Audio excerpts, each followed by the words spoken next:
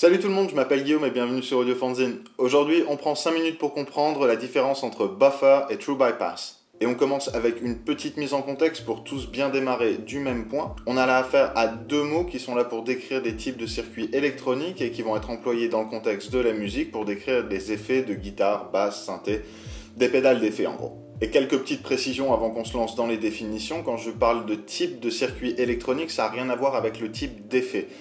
L'architecture du circuit électronique, elle va être valable qu'on parle d'une overdrive, distorsion, delay, peu importe, tout ce que vous voudrez. Là, on va pas discuter de la nature du circuit, mais vraiment de son type de construction.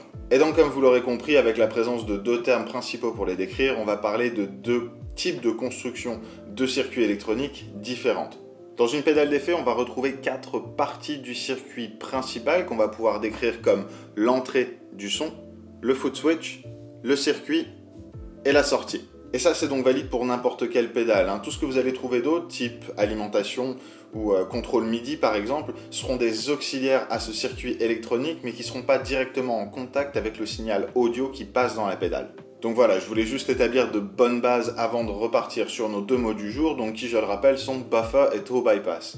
Et ces deux mots-là vont donc décrire deux types de configurations différentes des 4 éléments principaux qu'on va retrouver dans chaque pédale d'effet. Une pédale de type buffer va prendre votre signal audio au point d'entrée, l'envoyer dans le foot switch, qui va lui ensuite relayer dans le circuit imprimé et simplement être en charge donc d'activer ou désactiver les éléments que vous avez là-dessus, avant de l'envoyer vers la sortie.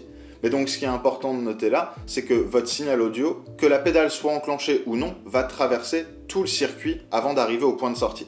Une pédale true bypass, en revanche, va prendre votre signal audio au point d'entrée, l'envoyer au foot switch qui lui va décider si oui ou non il va devoir passer par le circuit. Si la pédale est enclenchée, votre signal va être dérivé, envoyé dans le circuit puis au point de sortie. Si en revanche la pédale n'est pas allumée, le switch va directement envoyer votre signal au point de sortie sans le faire circuler dans le circuit imprimé.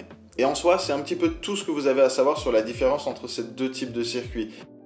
Mais néanmoins, ils auront l'un comme l'autre des implications assez lourdes sur la qualité de votre signal sonore. Et là, c'est vraiment important de noter que l'un n'est pas meilleur que l'autre. Cette vidéo-là, elle n'est pas là pour vous dire, voilà, c'est ça qu'il faut faire et c'est tout. C'est simplement de vous exposer les différences pour que vous soyez capable ensuite de prendre une décision éduquée sur quel type de circuit va mieux correspondre à cet emplacement dans votre chaîne d'effets ou simplement dans votre signal audio. Parce qu'un buffer en soi, vous pouvez le voir comme un petit ampli à l'entrée de la pédale, à l'entrée du circuit imprimé, qui va prendre un signal audio à haute impédance, donc le signal audio qui sort de votre instrument, et le transformer en signal basse impédance, que la pédale va avoir un petit peu plus de facilité à digérer, traiter et renvoyer de l'autre côté. Et ça a des avantages comme des inconvénients. Un buffer va vous permettre d'utiliser beaucoup plus de longueur de câble, beaucoup plus d'effets mis à la chaîne les uns des autres et conserver un son beaucoup plus clair justement à cause de cette petite préamplification que vous allez avoir à l'entrée de la pédale. En revanche, tous les buffers ne sont pas créés égaux et donc un buffer de mauvaise qualité dans une pédale qui est pas top, il peut être responsable de la perte d'une grande partie de votre signal sonore aussi. Et ça, notamment dans les fréquences aiguës, ce qui va résulter dans un son qui est essentiellement pas vraiment dynamique ou intéressant, juste plat. Et ce serait quand même bien dommage, et c'est de là que vient cette légende que les pédales true bypass, c'est le Saint Graal. C'est mortel! Et qu'il faut uniquement des pédales true bypass parce qu'elles respectent la qualité du son qui sort de votre instrument. Alors oui, c'est vrai en soi, comme la pédale va dériver le son directement du point d'entrée au point de sortie, le son va pas être dénaturé par son passage dans un circuit qui est complètement inactif. Donc ça, évidemment, c'est positif, mais il faut quand même bien garder à l'esprit que si vous utilisez des grandes longueurs de câbles ou plusieurs pédales à la chaîne les unes avec les autres, vous avez quand même cette capacitance qui va être créée par les différents points d'entrée et de sortie de chaque pédale et qui en soi et à la longue va également dénaturer le signal qui sort de votre instrument. Et donc comme pour les buffers, c'est bien de noter que toutes les pédales true bypass ne sont pas logées à la même enseigne non plus. Et ça peut être vérifié très simplement, c'est juste une mesure différentielle entre les points d'entrée et de sortie de la pédale, et plus la valeur obtenue va être faible, moins le son va être dénaturé entre l'entrée et la sortie. Et c'est donc pour ça que peu importe la catégorie dans laquelle vous vous trouvez, vous allez avoir du bon et du moins bon. Et c'est donc comme ça qu'on va expliquer qu'un circuit comme celui-ci par exemple, qui est soudé à la main, point par point, et avec talent, va coûter beaucoup plus cher qu'une autre pédale de delay où vous avez simplement les composants qui sont passés au four sur le PCB, c'est mis dans une boîte et c'est parti.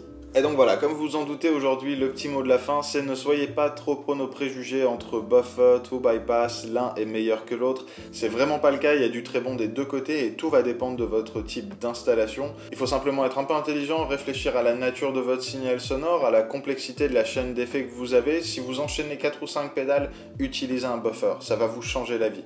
Si en revanche vous en avez une ou deux ou que vous utilisez un looper switcher, qui d'ailleurs va comprendre un buffer, hein, juste voilà, c'est dit, mais qui va envoyer le son dans une pédale ou deux pédales à la fois. Là, vous pouvez vous permettre donc d'utiliser uniquement des pédales true bypass, parce que de toute façon, le switcher va faire son boulot et réamplifier tout ça comme il faut. D'ailleurs, si vous avez des questions sur le fonctionnement des switchers, on a une vidéo là-dessus qui est pas trop mal faite.